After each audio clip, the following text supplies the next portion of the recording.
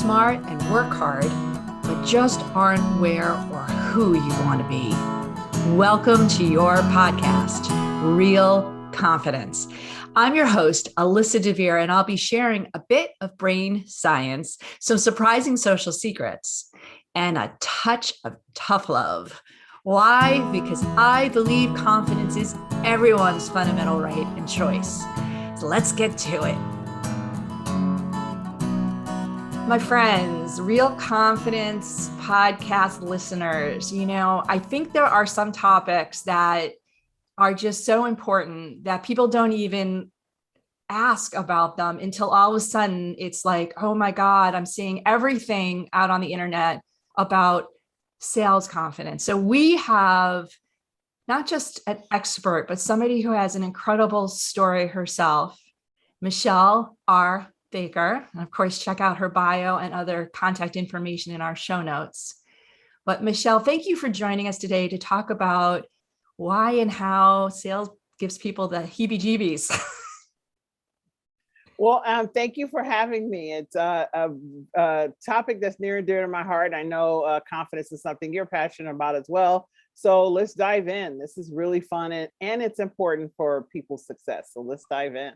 Absolutely. Well put. So why don't we start just really quickly, because I mentioned you have this really stunning, and I say stunning in a positive way, background. Can you give people a sense? You kind of overcame a lot, had some really interesting turning points, but just give them a summary of how you ended up being a confidence sales coach, amongst other things. Well, the gist of the story is I am formerly incarcerated. I did not major in anything sales related. It was actually finance. And I tripped into it as being valuable to in environments wherever I show up. I look at how to do and give the best of who I am. And it always ends up delivering more than I anticipated, more, and it exceeds my expectation and those of others. And that's how I ended up where I am. And that's the principles of what I teach as well when it comes to confidence. Well, tell me a little bit about who you teach. Who's the typical audience, and what are they saying to you about, what are they looking for? It varies. So my clients are either female founders, women business owners, sales leaders, and they have already, they have a sales playbook. If they're a sales leader, they have a sales playbook. They have a team. They've gone and brought people in to train. They have a sales process. And it's not sticky. They're still morale is low. It's performance is inconsistent, and they're struggling. Or they're really talented people who are struggling with their products or programs and their processes. If it's an individual, they have gone through, and especially women who work with me, they have gone through something in their life that has just really jolted their awareness, and they no longer believe in the circumstances and situations, right? They divorce, a job change, relocation. So everything they did has led them up to that point, and now they're doubting and questioning their abilities. Yet and still they know they're gifted and talented. So there's a disconnect. There's a disconnect. You told me originally there are no questions that are off limits. So I'm going to dive a little deep already with you. Jolted, traumatic, or even, just something that we, like you said, a job change or something that's just enough that's making them question their own worth. You said you were incarcerated. You've had some major mentors in your life. So I suspect that people come to you because not only do they want to know what to do, but they need the confidence, like you said, to remind them that they are actually as smart as they do think they are. They just have to be reminded. Is that a valid comment? Absolutely. Very valid. Yes. Yeah. And coming from somebody like yourself who has that presence and that calmness and that ability to say to them, look, you are okay. And your processes, while may not be perfect, you have the opportunity to really overcome whatever's going on in your head. Right. So exactly. Now you said women. Is it only women? No, but so I always say my ideal client is women. So I'd say 80% of who I work with and individuals are women. And then it kind of flips to, 60-40 when it's sales leaders, because, well, in the marketplace, most of sales leaders are males anyway. So that's where they actually are looking for, like I said, something more intuitive. So people get a sense that they, like I said, the processes aren't working, right? And if people are human, sales is emotional. Statistics show that a sales transaction is 80% emotional and only 20% logical, right? So we're by nature emotionally driven, and that's the work that I work with. If you aren't tapped into your emotions, you cannot help a buyer to tap into theirs and move that sales over the needle. It becomes a struggle.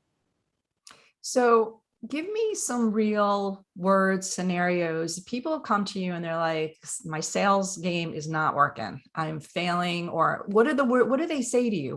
What is their expression that it's not working? How do they know?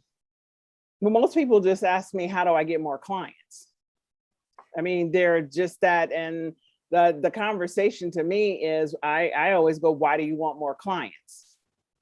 Right? Or why is that? What do you have to offer that's important to the client? So I always take it back to something different and that underpinning, and that's how the conversation will start there. That's what an individual, what if they're looking for more sales and want sales coaching. Generally, most people, when they come to me for individual coaching, it's because that they are they're either scared of selling, they keep talking about what they don't want to do. Right. I want to sell, but I don't want to be salesy. Right. They want it to be effortless and easy. I want a thriving business and I don't want to sell. I want to learn how to get clients without selling. Right. Like, that's not going to happen. You got to sell.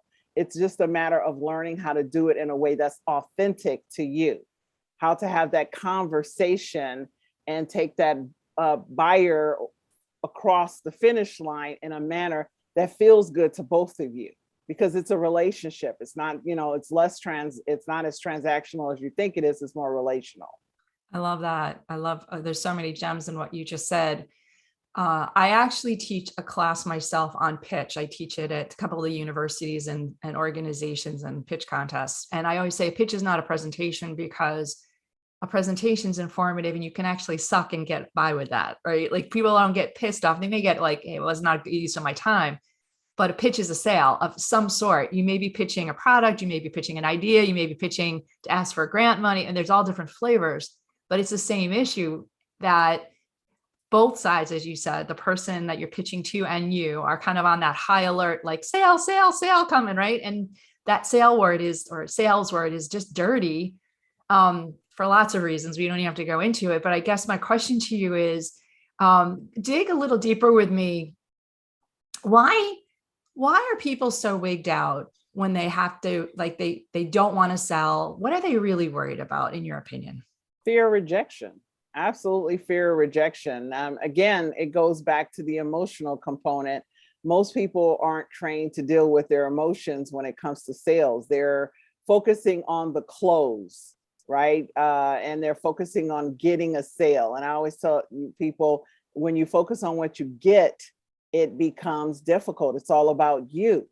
And intuitively and intrinsically, we're humans, we're mammals. We have this sense of when something's off. We just have this ability to dial it down and act like we don't. That's what causes most of human turmoil, is going against our nature.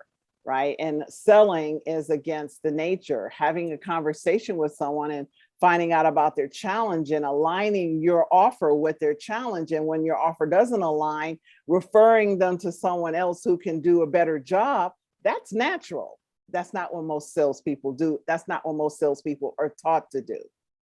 Yeah, it makes total sense. And, all the body work that I do is all about the fear of rejection in any aspect of your life. But when you're going to sell, that there's a high likelihood. And, I always say, like, even interviews, you're selling yourself. That may be the hardest thing to walk in and think, I'm going to be rejected because they're not going to like me. If I'm selling a product, I could always use the excuse, it's the product, or, the weather or whatever. But How do people, how do you tell somebody to start overcoming that fear? And again, let's keep it specific to a sales situation that they know they have to sell. It's part of their job, whatever their title is. What's the first thing they need to do? The first thing I ask is, why do you want to sell? Why do you believe your product is in the best interest of that person?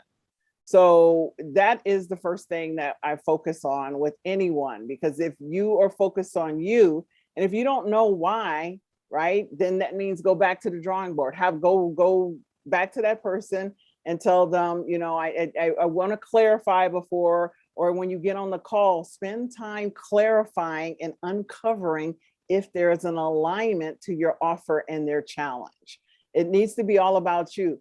I find in communication, especially nowadays, I was like in my head, when I'm hearing people, I'm like, it's not a contest, because most responses people will tell you, instead of asking an additional question, they want to tell you about themselves. Like they hear someone say something awesome and they're like, oh, I did that too, or I do that too. Rarely is communication about the other person. It is so rare that I actually engage. And this is what I teach people, is how to have conversations that are about other people. So let me ask you point blank. When somebody gives you the answer to your question, which is a beautiful question, like, why is this product or why is this service relevant to the person you're selling it to? And they give you an answer and you're going, oh, that's such crap. That is not of value to anyone. You're trying to sell it. How do you get to, and I struggle with this myself when I'm doing coaching, to be perfectly blunt about it, telling somebody that they are so full of it. How do you turn them around to make them realize, like you said, that maybe not everybody's going to want to like you or buy your product? How do you do that in a positive, productive way? Well, one of the things I start with is when I start working with someone, I make them completely aware that this is going to be the most difficult thing you ever did. Because we're going to be dealing with a lot of underlying emotions, self-limiting beliefs.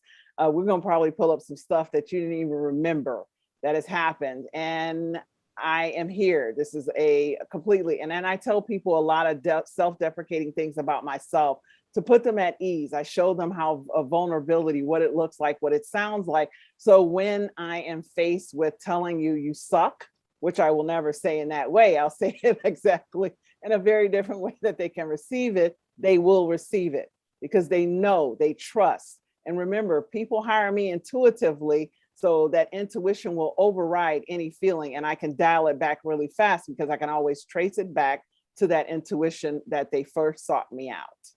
Yeah, I have an admitted pet peeve that a lot of times people, coaches especially, I should say, will tell you, oh, that's great. That's wonderful. Keep, it's like this friendly, polite stuff. But, when you're talking about sales, as we've been doing here, you're absolutely right. If they believe that their product is the end all be all, but there's no value for the people that are buying it. And unfortunately, I mentioned I do pitch work. Every entrepreneur thinks their baby is the most beautiful. And it's hard to tell somebody your baby is ugly and your breath stinks, right? Like, get over it. But I think that that's a really important thing, to have that critical in a loving, kind way. Like you said, that's hard. So good for you for doing that. I think the world needs more of that. It's called honesty and truth, but it is wrapped in helpfulness, and you clearly have an intent to want to help people. And I think that's phenomenal. Absolutely. So tell me a little bit, if you have specific examples, those are always really awesome, of like people you work with before and after, and how and what changed in them and their success. Just, what's the difference? Yeah, I worked with a Olympic athlete who was retiring and went through imposter syndrome and struggled greatly with becoming an entrepreneur and a speaker, and having been an athlete her whole entire life. And we did the confidence work. She contacted me 6 months later to tell me that she kept the work, right? Because I give them a cadence that they follow after me, anyone who works with me. After the 6 months, and she is now, she requalified and is now participating in the 2022 Winter Olympics, because that's what she found her true calling was. So she's still going to be a speaker. She's done her TED Talk, and she has sponsors. And she called me while she was at Lake Placid to tell me that the work we did has helped a lot, because there's a lot of negativity right? And you just, people, that's our nature. It doesn't care who you are and where you go. So yeah, those Yeah. examples. Wow, that is spectacular. Thank you for those. We're going to take a super quick sponsor break. And when we come back, Meshell and I are going to share our best sales confidence tips. This podcast was sponsored by the American Confidence Institute. ACI trains smart, hardworking people how to use basic brain science to more effectively coach themselves and others. ACI is endorsed by top universities, the Strategic HR Management Association, and International Coaching Federation. Learn more about ACI's uniquely empowering keynotes, workshops, e-classes, and coaching certification at www.americanconfidenceinstitute.com. I want to drop two of my favorite, they're more than tips. They were mind shifts for me that made all the difference. And I do claim to be an extraordinary salesperson. I have almost close to 100% success rate on a sales call. So I would say that's pretty good. And I'm going to buy you a little time to think about one or two tips that you think can really make a difference for somebody who's listening here, like they can go off and really feel more confident next time they have to pick up the phone or go to a meeting. And so for me, my two tips are really simple. One of them was that make it clear that you don't have to buy this. Like, I'm here. This is what I got. This is something that I believe can help you. And here's why.